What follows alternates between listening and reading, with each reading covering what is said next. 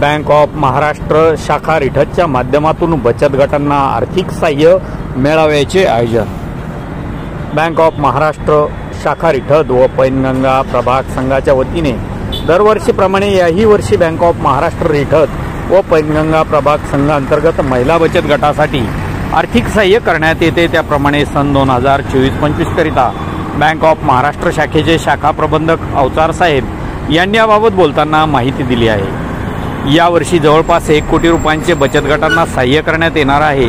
बचत गटाच्या माध्यमातून प्रत्येक व्यक्तीने सक्षम व्हावे व स्वयंपूर्ण व्हावे यासाठी आर्थिक सहकार्य बँकेच्या माध्यमातून करण्यात येते। यासाठी बचत गटासाठी आर्थिक मदत सहाय्य मेळावा दिनांक 28 जूनला रिठत येथील संत गजानन महाराज सभागृहात आयोजित करण्यात आला होता।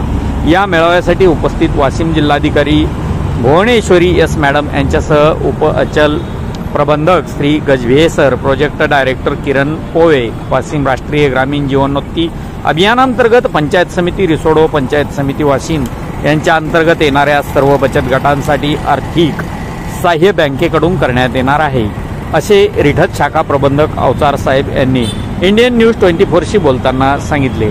आपण पाहत आहात इंडियन न्यूज 24।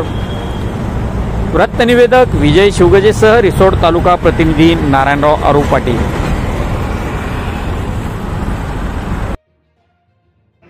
28/6/2024 रोजी बँक ऑफ महाराष्ट्र व पैनगंगा